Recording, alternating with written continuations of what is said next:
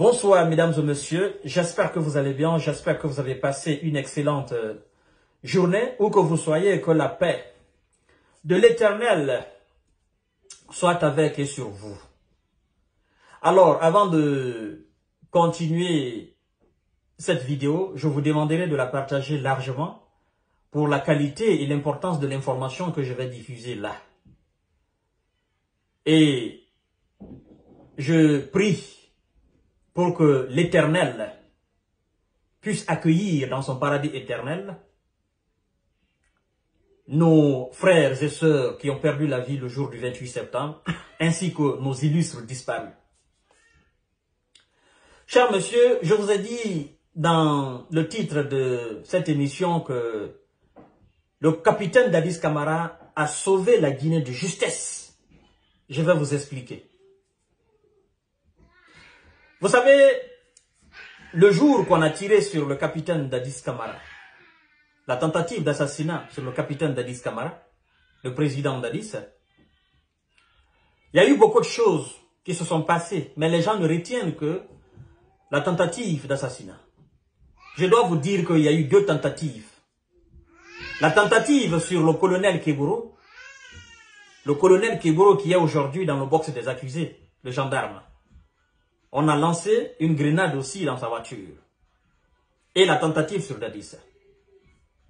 Après la tentative de Dadis Camara, d'abord, avant la tentative de Dadis Camara, vous devez comprendre que notre mystérieux général, le ministre de la Défense, n'était pas encore à Conakry, il était au Liban.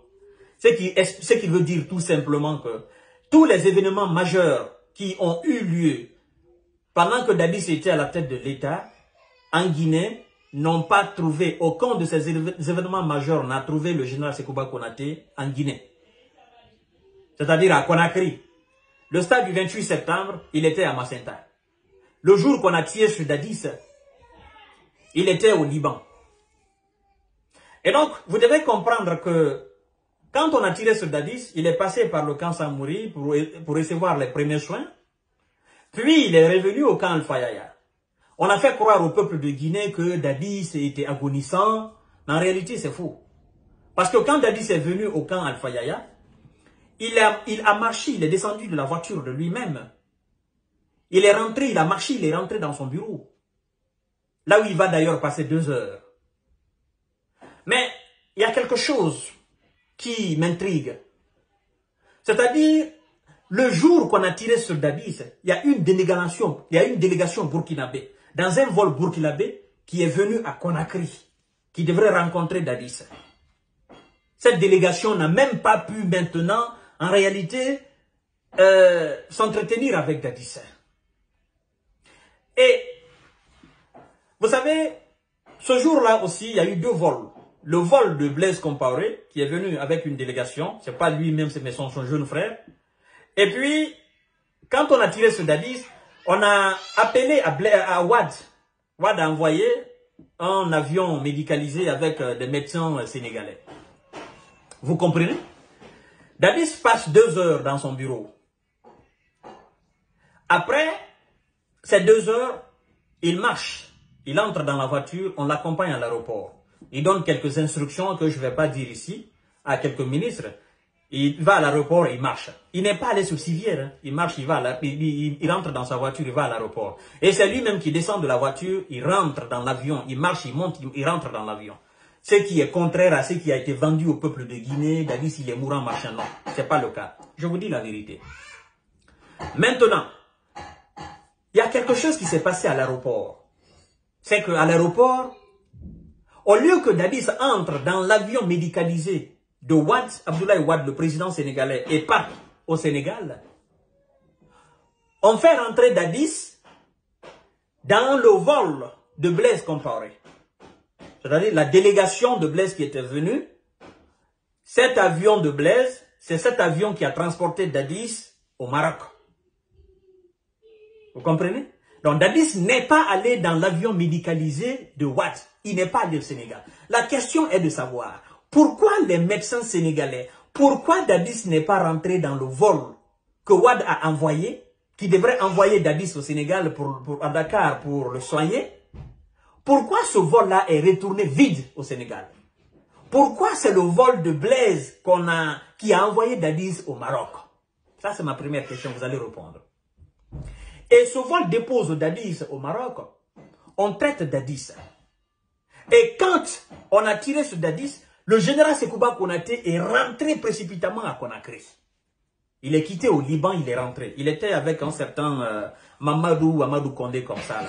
Quelque chose comme ça. Il rentre. Entre-temps, ils forment une délégation, ils vont retrouver Dadis au Maroc.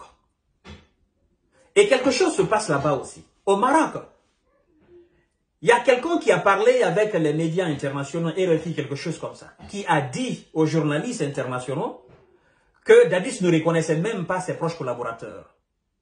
Mais, il y a quelqu'un d'autre qui a donné une autre version en disant que Dadis reconnaissait parfaitement ses proches collaborateurs qui sont venus lui rendre visite. Et d'ailleurs, je dois vous souligner que quand la délégation guinéenne est allée rendre visite à Dadis au Maroc, dans sa chambre d'hôpital, Dadis c'était un Dadis requinqué. Vous comprenez? Les informations étaient comme ça. Il y avait des gens qui avaient intérêt à ternir l'image de Dadis, à le rabaisser, à faire croire qu'il ne pouvait plus rien faire. Il y avait aussi un autre groupe qui passait les véritables informations de Dadis. Vous comprenez? Là, le vieux crocodile est rentré dans la danse. Il a mis son plan, le plan a réussi. Dadis est parti au Maroc, il rentre maintenant dans la danse. Vous savez de quoi je parle, de qui je parle quand je dis le vieux crocodile. Il rentre dans la danse. Cette délégation, après encore, il y a eu une autre délégation qui est allée au Burkina, et puis ils sont rentrés à Conakry. Et puis, qu'est-ce qui se passe? Claude Pivy, d'abord, l'avion qui a transporté Dadis, c'est le même avion qui a transporté le colonel Keburo. C'est-à-dire que Dadis a bougé le même jour que le colonel Keburo. Ils sont allés ils ont été soignés dans un même hôpital. Vous comprenez? Et après que Keburo s'est rétabli, lui, il retourne à Conakry. Parce qu'il y a eu beaucoup d'allers et retours. Maintenant, Dadis reprend la forme. Dadis insiste pour qu'on le renvoie à Conakry, pour qu'il aille faire le reste de sa convalescence. Il insiste, il insiste, il insiste, il persiste. Il se fâche même. Le roi au Maroc met un avion à sa disposition. Le vieux entre en danse, dans la danse de Mouessa. L'avion bouge de Maroc. L'avion, la direction était Conakry. Mais, en cours de route, on détourne l'avion. On envoie l'avion à Ouaga. Vous comprenez? Dadis détend, il ne voit personne qu'il connaît. Il ne voit pas son entourage, son équipe, il ne voit personne. Personne ne l'accueille au fait. C'est là, il voit, c'est-à-dire, c'est lui qui est venu le recevoir, c'était quelque chose, un kinkiri comme ça. Je sais pas, vous devez connaître kinkiri, quelque chose qu'un Burkinabé. D'accord? Je vais pas trop donner aussi ce fil-là. Et Dadis, voyant ce monsieur, il se fâche. Il dit, mais on m'a trompé. Je dois aller à Conakry. Et je dois retourner dans l'avion. L'avion doit décoller tout de suite. Même maintenant, là même. Pour Conakry. Et là, c'est là on appelle Blaise. Le vieux est rentré dans la danse. C'est là on appelle Blaise Compaoré. Et c'est Blaise lui-même qui vient à l'aéroport chercher Dadis, le convaincre. C'est là Dadis comprend. On l'envoie à Ouaga. Et puis, les petits jours ont commencé. Il y a eu des mouvements. Il y a eu des appels. Le vieux a compris que son plan était en marche. Vous comprenez? Et le vieux va même, dans la délégation qui venait rendre visite avec cette histoire d'accord, dans cette délégation, le vieux avait des complices là. Et c'est là il y a eu des coups de fil. Je ne vais pas révéler ces noms-là. Il y a eu des coups de fil. Et le vieux dit qu'il faut maintenant écarter Dadis. Et que le général doit prendre sa responsabilité pour devenir... Le général Sekouba Konaté doit prendre sa responsabilité, devenir président, organiser les élections. Parce qu'il savait que c'était son pion. Mais comment le faire? Comment le faire? Ah oui, c'est ça le problème. Comment le faire? À leur retour, le général Sekouba Konaté et quelques ministres retournent à Ouaga pour voir Dadis.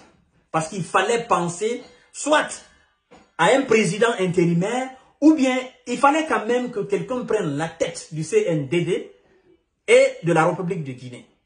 Dadis, toujours convalescent, ne pouvait pas être président, n'est-ce pas? C'est la logique. Mais qui? Qui ose dire?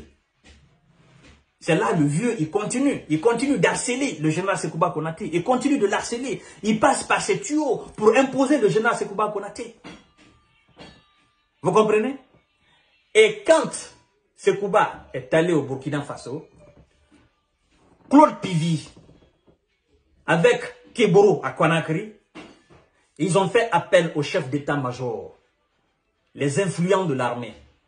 Claude Pivi les a appelés, ils sont venus. Claude Pivi les a envoyés au Burkina Faso, tout en les instruisant de ramener Dadis. Claude Pivi dit, allez-y ramener Dadis. S'il ne vient pas, vous n'entrez pas ici. Et vous et Sekouba Konaté, personne n'entre ici, à Conakry. Claude Pivi, il prend la ville, il prend l'aéroport. Renseignez-vous, vous allez comprendre ce que je suis en train de dire. Claude Pivi prend l'aéroport, il prend la ville. Et la délégation est allée dire à Dadis que Claude Pivi dit soit il rentre ou bien ils n'ont qu'à tous rester là-bas. Ce chef d'état-major, Sekouba Konaté, Dadis, ils n'ont qu'à tous rester à Ouaga. Dadis a compris la gravité de la situation. Et c'est là le vieux entre dans la danse avec son complice Blaise Compaoré. C'est pourquoi Dadis dit le faux accord de Ouaga. Quand il dit le faux, il ne rentre pas dans les détails. On travaille la tête de Dadis. Il faut penser à la République. La Guinée ne doit pas connaître la guerre civile. La Guinée ne doit pas connaître le bouleversement. Et il faut Claude Pivi, il n'entend que ta voix. Les éléments qui sont là, c'est-à-dire ils ont un respect inestimable pour toi. Ils ont de l'estime pour vous. Donc c'est toi qui peux les calmer. Il faut les convaincre assez qu'ils laissent les officiers rentrer. Et puis on va pas... Dadis, c'est là, on fait un discours. On écrit un discours. Vous comprenez? On écrit un discours. Dadis lit le discours. Et en même temps, Dadis appelle personnellement Claude Pivi et Keboro. Surtout Claude Pivi. Parce que Claude Pivi avait maîtrisé les éléments de Sekouba Konaté à Conakry. Il avait maîtrisé tout le monde.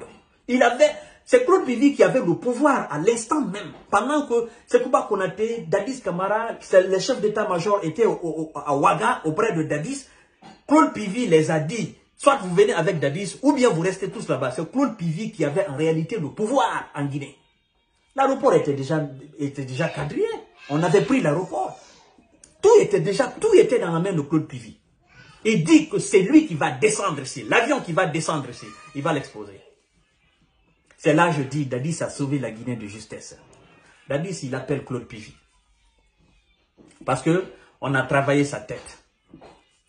Il faut penser à la Guinée, machin. Il ne faut pas qu'il y ait de guerre, machin.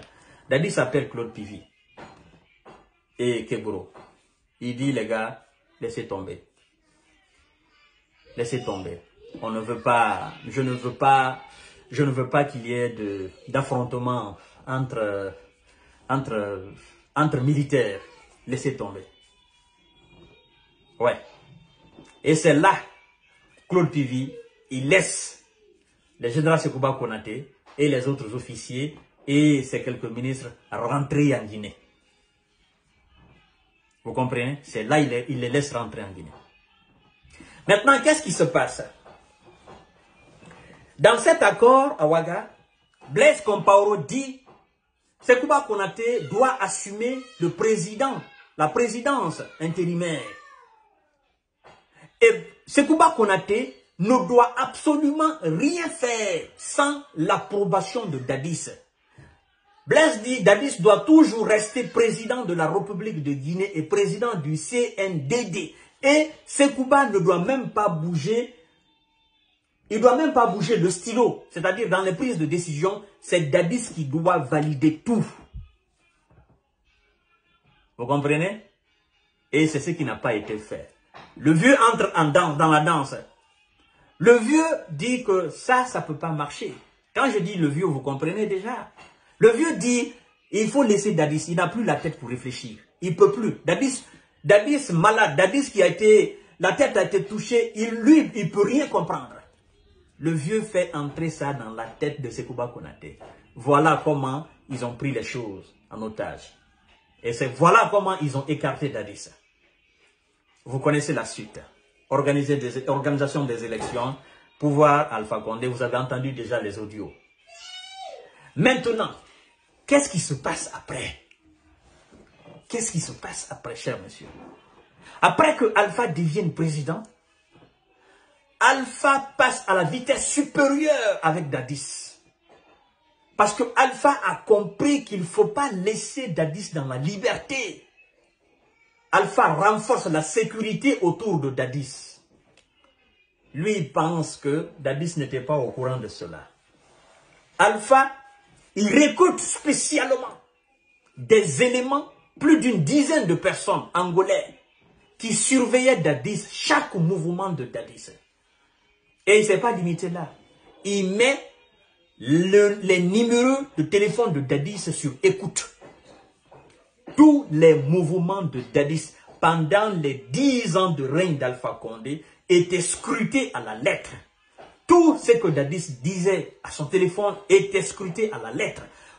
Là où Dadis résidait, tout y était sur contrôle. Tout.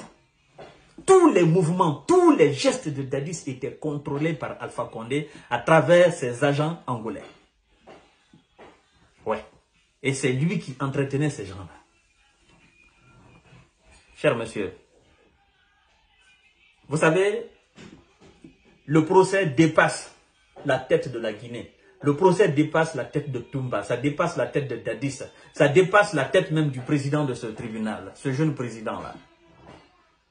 Nous allons continuer à regarder le procès, mais croyez-moi, sincèrement, ce que je sais aujourd'hui, je passais même mon temps à décortiquer les propos de Toumba. Je vais le faire pour vous montrer encore, au fur et à mesure que les choses se passent au tribunal, je veux le faire pour vous montrer qu'en réalité, ce qui est en dessous est plus grand que ce qui est visible. Pour vous faire comprendre davantage qu'en réalité, ceux qui sont à la barre là, ce sont des victimes. Le véritable coupable, celui qui devrait comparaître, n'est pas devant ce tribunal, il est en liberté. Au fur et à mesure, vous allez comprendre. Ce procès va se terminer d'une manière extraordinaire. Voyez-vous, n'eût été un peu cette intelligence de Dadis, mais soit Claude Pivi allait continuer à être président de la Guinée, parce que ces gens-là, ils n'osaient pas. La preuve en est que Sekouba, quand il a été président intérimaire, il a été obligé de composer avec Claude Pivi. Oui, il ne s'est pas amusé à l'écarter. Non, non, non, non, non, non, non, non. Parce que Sekouba Konaté sait très bien que s'il s'amusait à faire cela, lui-même, il allait sauter. Donc, Claude Pivi, il a forcé son respect à travers son caractère et sa capacité intrinsèque. Et quand Alpha Condé est venu, il était obligé de composer avec le même Claude Pivi. Il ne s'est pas amusé à le liquider. Non, parce qu'il ne pouvait pas. Il a été obligé de passer par des manières pour le contrôler, d'une manière ou d'une autre, avec des sous, machin, des conditions créées pour lui spécialement. Il le prend comme son fils. Voilà. Claude Pivi aussi, c'est un gars qui est un peu surnaturel, quoi. Donc, vous savez ce que je veux dire. Les militaires le savent. Les militaires guinéens savent. La population le sait. Pour ceux qui ne sont pas guinéens, les gens connaissent Claude Pivi. Donc, c'est ce Claude Pivi-là qui est là aujourd'hui. N'eût été l'intelligence de Dadis, soit, si Sekouba avait forcé rentrer en Guinée à ce jour-là, on allait mettre feu. Et il ne pouvait même pas. Parce que il était conscient de la capacité de Claude Pivi. Et durant tout ce temps, du l'entour règne de Dadis et d'Alpha Condé, vous voyez maintenant comment le gars, il a maîtrisé Dadis Camara, comment il a neutralisé. Dadis était dans une boîte fermée. Boîte fermée. Il ne pouvait pas se mouvoir. Il ne pouvait absolument... Tout était scruté à la lettre. Tous les déplacements... Vous avez vu d'ailleurs, quand sa maman est décédée, pour qu'il vienne, il est venu escorter avec des éléments. Bien sûr, avec des éléments. Il est venu dans l'hélico. Il est venu descendre au Libéria. Vous avez vu? Et puis il est rentré à Zérékouri. Il n'est pas venu par Conakry. Hein? Parce qu'Alpha sait qu'en réalité, son pouvoir n'était pas solide. Alpha savait comment il est venu à la tête de l'État. Il savait aussi comment il allait quitter. C'est ce qui est marrant dans l'affaire. Et vous voyez aujourd'hui, vous les Guinéens, regardez un peu. Tous les cadres influents du RPG Arc-en-Ciel, vous voyez comment ils finissent aujourd'hui? Vous voyez comment ils sont aujourd'hui? Tous ces gens qui, depuis des années, ont fait ces choses malsaines avec Alpha Condé. Vous voyez comment... Je ne parle pas des Kassouri, machin, mais les vrais cadres du RPG Arc-en-Ciel qui ont passé ces moments de fraude, qui ont passé ces trucs malsains, dégoûtants là. Vous voyez comment ils sont aujourd'hui? C'est le péché. Abonnez-vous sur cette page Jeune Visionnaire Fama. Activez la cloche de notification pour ne plus rater les vidéos de Fama Kanté. Je vous aime, je vous adore. Nous sommes là pour la manifestation de la vérité. Toumba victime, Dadis victime, Sekouba victime, mais ils doivent accepter de dire la vérité. Surtout Toumba Diakité et Sekouba Konaté. Ils doivent accepter de dire la vérité afin de se libérer et libérer les frères d'armes. Et libérer aussi le peuple de Guinée. C'est un peu ça. Merci beaucoup. C'était encore Fama Kanté.